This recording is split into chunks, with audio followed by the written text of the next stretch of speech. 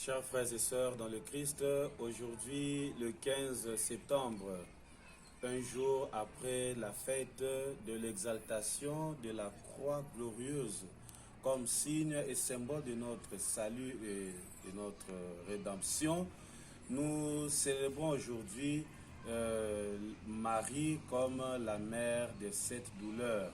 Voilà pourquoi nous appelons Marie Maria Mater Dolorosa, c'est-à-dire la mère des douleurs.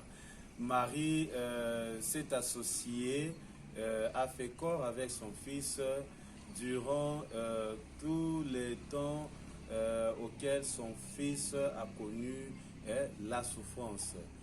Voilà, dans notre vie courante, dans notre contexte, lorsque un père de famille ou bien des amis proches traverse une période de souffrance ou de calamité, et voilà, plus tard, la chance peut sourire, ou bien celui ou celle qui était dans la souffrance peut peut-être trouver une grâce ou une bénédiction.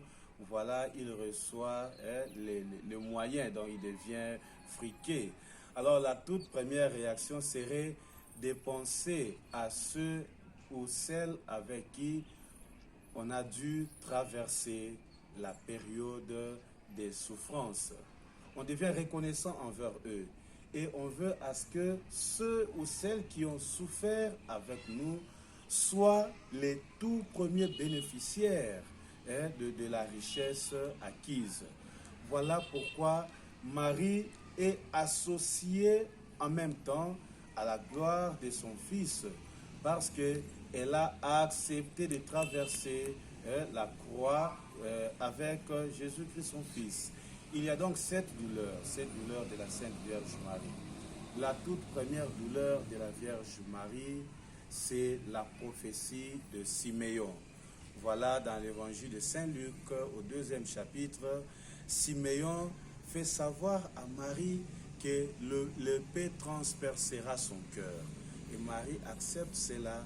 Marie n'a pas rejeté son devoir ou sa responsabilité, émaillée même des épines. Comme on le dit, il n'y a pas de rose sans épines. Si vous aimez la rose, il faut en même temps aimer les épines. Alors Maman Maria a fait montre de cela. Elle a aimé la rose, mais elle a aussi aimé les épines. Voilà la deuxième souffrance de la Vierge Marie, c'est justement la fuite de Joseph, enfant Jésus et Marie, en exil en terre africaine, c'est-à-dire en Égypte. Elles vont fuir pour éviter la colère, pour éviter la jalousie ou la haine d'Hérode qui cherchait à tuer l'enfant. Ils passeront pratiquement 2 ans en exil. Et la troisième douleur de la Vierge Marie, c'est dans l'évangile de Saint Luc au 3e chapitre. Il s'agit donc de la disparition de Jésus au temple à Jérusalem. Marie dira à son fils: ton père et moi t'avons cherché, nous étions tourmentés à te chercher. Voilà une mère, voilà l'amour ou la souffrance d'une mère qui cherche son enfant perdu. Et il y a aussi la souffrance, une autre souffrance. Marie rencontre son fils sur le chemin de la croix. Mais il d'abord de rappeler ici que Marie a bel et bien commencé ces chemins de la croix, ces calvaires avec son fils de la naissance de son fils. Là, ici, de les noter et de prendre cela en considération. Marie va devoir voir son fils souffrir sur la croix, sur le chemin de la croix. Elle est là présente.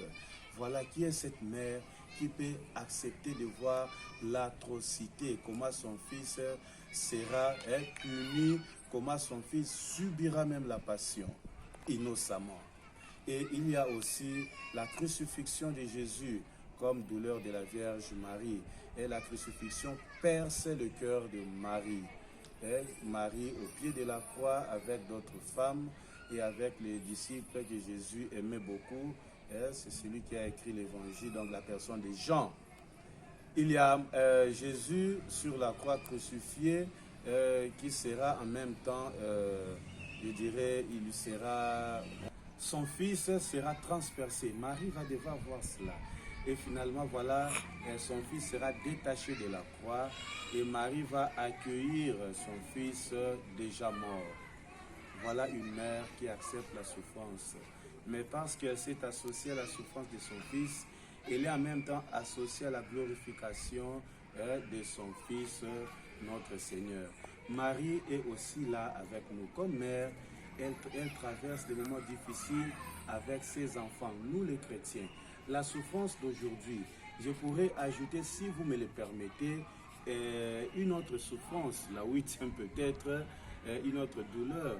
La douleur de la Vierge Marie aujourd'hui, c'est de voir ses enfants fuir l'Église, c'est de voir ses enfants ne plus prier, c'est de voir ses enfants la régner comme mère.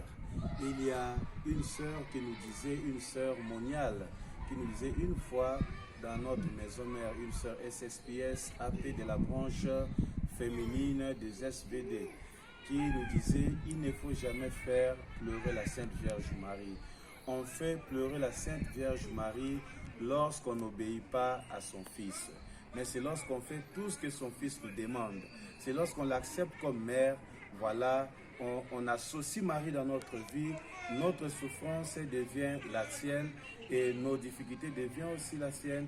Et là, elle intercède pour nous, elle nous assiste et elle vient nous aider lorsque nous sommes en difficulté. Que la Sainte Vierge Marie, Notre-Dame de cette douleur, Maria Mater Dolorosa, puisse intercéder surtout pour notre monde, ce monde en souffrance. Tournons notre souffrance, tournons notre difficulté, nos pleurs vers elle, et elle ne manquera pas d'intercéder pour nous auprès de Jésus-Christ, son Fils. Que Dieu nous bénisse et que la Sainte Vierge Marie intercède pour nous, au nom du Père et du Fils et du Saint-Esprit. Amen.